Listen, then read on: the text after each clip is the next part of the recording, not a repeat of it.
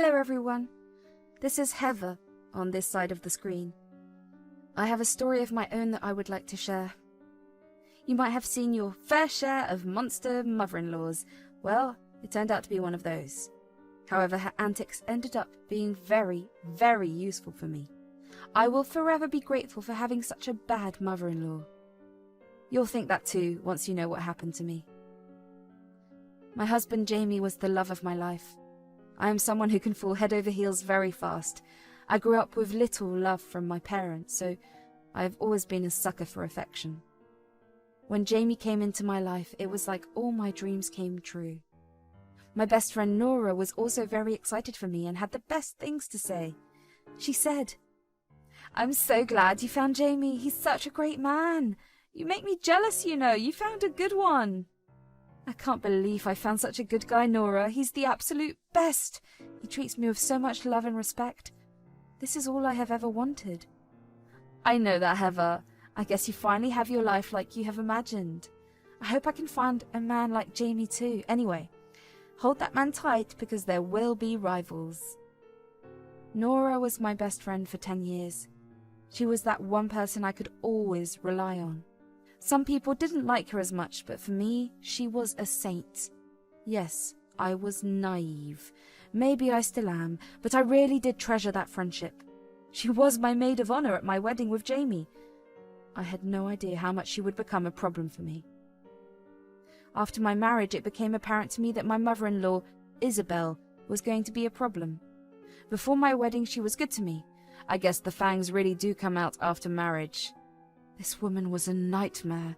Isabel was always criticizing me and complaining about my life. She said, "You're such a lazy and worthless wife, Heather. Just because you are married doesn't mean you can slack off your wifely duties."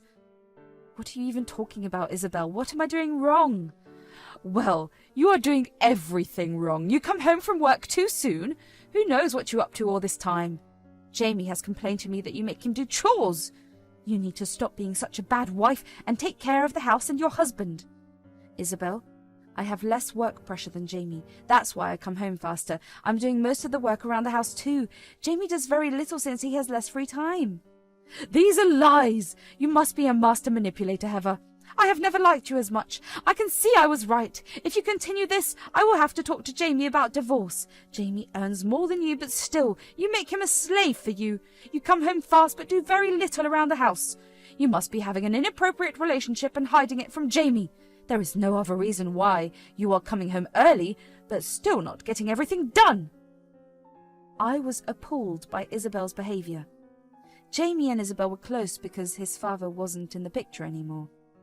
They talked regularly on the phone, and Jamie went to visit her often. Isabel didn't work because she had a hefty divorce settlement from her ex-husband, so she had plenty of time to poke her nose in our business. I did try to talk to Jamie about the situation. I said, "Jamie, your mother is starting to become a nightmare. She started accusing me of having an affair. She's also saying that I'm not doing enough around the house. I've no idea why she thinks I am slacking off and doing something fishy. She said that you told her these things." "This is ridiculous, Heather. You have been complaining about my mum too much. She's just looking out for me. You've become very irritating. My mum is right about the house chores too." "You are mad because I want you to help me out with house chores? We both own this house and need to be in this marriage together. It's only fair that you help out with housework." "Absolutely not. You shouldn't make me help you, Heather. It's a woman's job. You need to do everything instead of making me do it." This was one fight that I never won. Jamie was adamant that I was the only one responsible for house chores. He had some really backward ideas about women being the caretakers of the house. I guess he got that from seeing Isabel do everything and spoil him. But that's not how marriages work. I was tired of trying to explain that to him. Jamie and Isabel always made a team and pushed me to the corner. My own best friend was in full agreement with what Jamie and Isabel were asking of me. When I vented to her about my problems, what she said made me question everything I knew. She said, "You know what, Heather? Jamie had been complaining to me about you as well. I think what you're doing is wrong. Jamie is such a catch. He's hot and even earns more than you. There are plenty of women out there for him. You need to do more to keep him around. His mother is right to be worried about you." Nora, what are you saying? Yes, he does earn more, but I contribute to the household expenses as well. Chores should be teamwork. What he's asking is unfair. You are so selfish, Heather. You don't know how to take care of your man. I would have done so much better. I would have tried to keep his mum happy. I'm starting to see why your parents neglected you. You're such a selfish woman. How can you say that, Nora? That is extremely hurtful. I'm telling you the truth, Heather. If you know what's good for you, your foolish ideals need to go. You better start spoiling your man before he runs to someone else. Nora's words did hurt me. She remained stoic in her stance even after Isabel escalated her behaviour. For some strange reason, Isabel had assumed that I was cheating on Jamie. She thought that her son was such a good man and I was taking advantage of him. Isabel tried various ways to make me seem guilty of something wrong. Most of the time, Jamie agreed that her concerns were valid. It all boiled down to the fact that I was spending too much time at home and wanted Jamie to share household chores. Isabel's doubts about an affair hit the roof in a few months. She tried to convince Jamie that I was cheating on him. She said, "Jamie, you need to listen to me. Your wife is staying at home too much. Who knows what she is up to? She must have married you for money and is now sleeping with someone else. You need to keep an eye on her." Would you stop that, Isabel? I'm doing nothing of that sort. You have freaking lost your mind. I'm not cheating on Jamie. Don't shout at my mum, Heather. Mum is not building things out of the air. All this does look suspicious on your end. The fact that you refuse to take care of me completely says that you might have to have interests in other men. You need to do better so that my mum stops having these doubts. I was going insane with all the accusations. Nora also wasn't of help at all. I felt very alone and miserable. It was like I felt guilty of something I didn't even do. I was actually considering doing something drastic, but before that, I found something I had never imagined. One day when I was cleaning the house, I found a spy camera in my bedroom. I was immediately scared and took it off. It operated on batteries and had a memory card attached to it. I decided to put the card on my laptop and see who did it. Well, it was Isabel.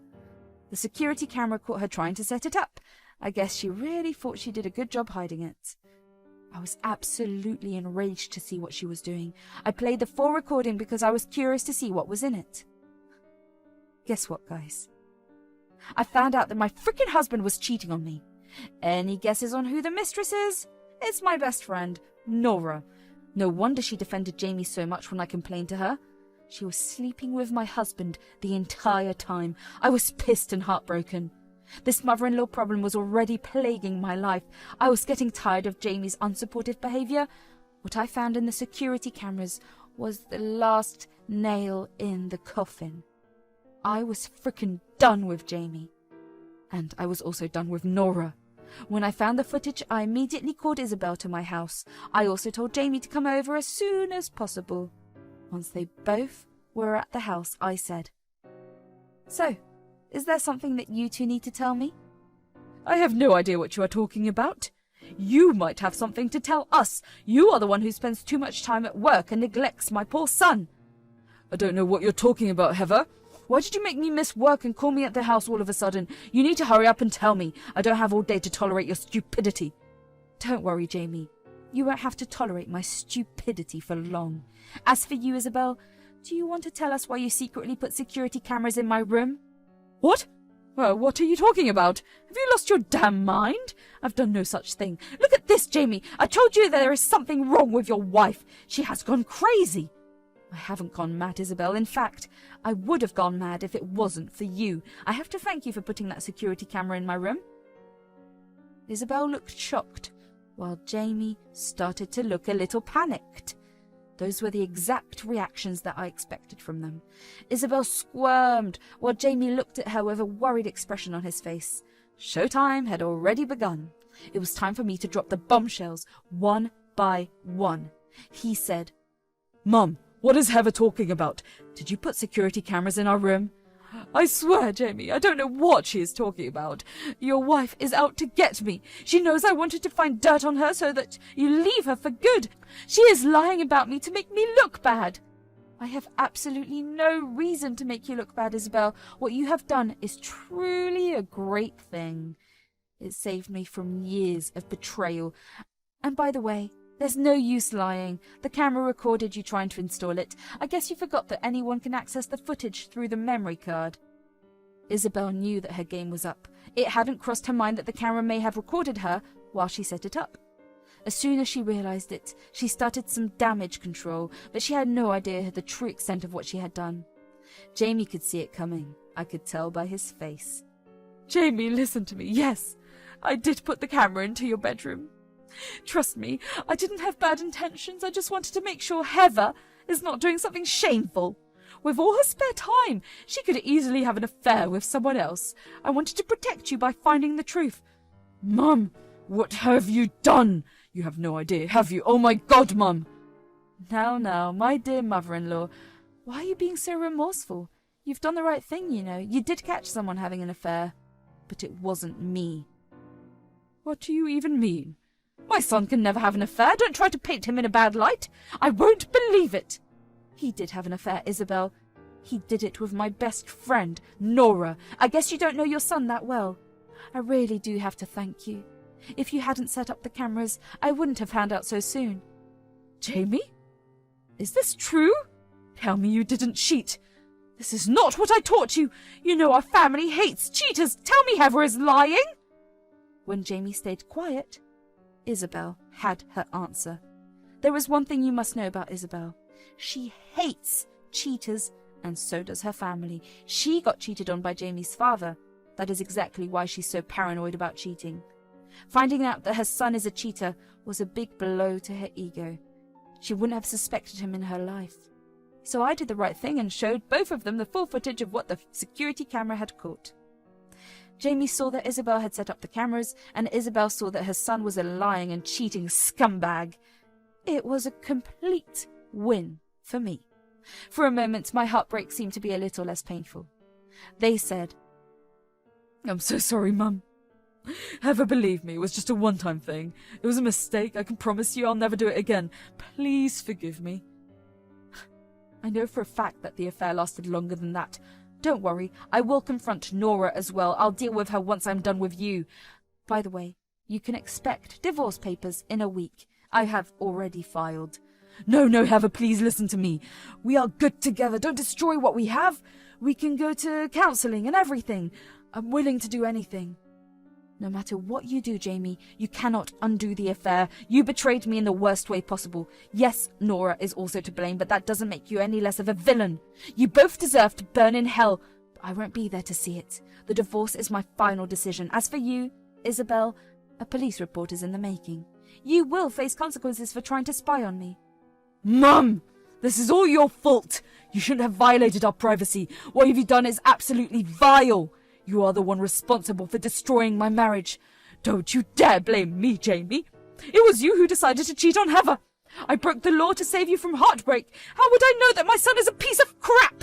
I might get arrested because I was trying to help you. Jamie and Isabel immediately started a blame game when the truth was revealed. They had no remorse for what they had done. I left them to fight between themselves while I had more important work to do.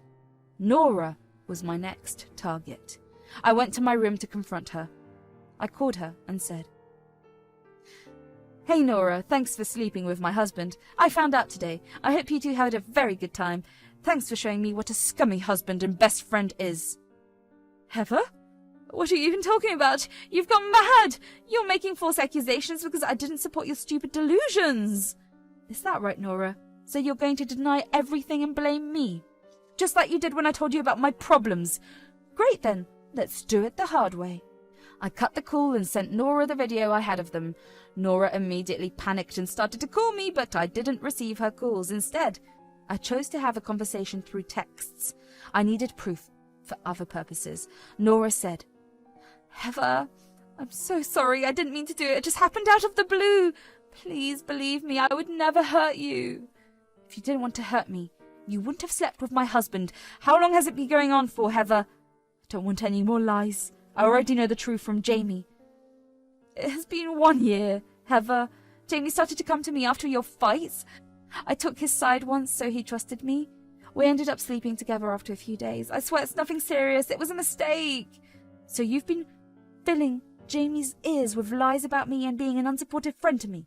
Good to know, Nora. I guess you really like this guy since you were so quick to destroy our friendship. We have been best friends for 10 years, Heather. Don't destroy this for a man. He's not worth it.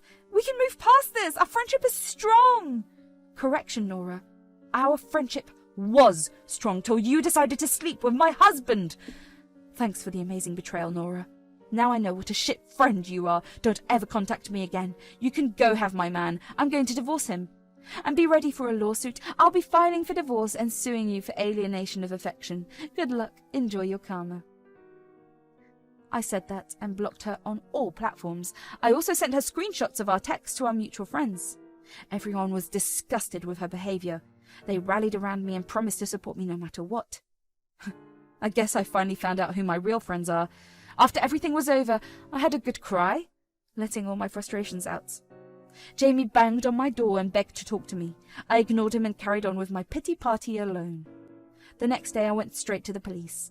I reported Isabel for violating my privacy and filed a case against Nora, as promised. My lawyer was ready since I had contacted him that night.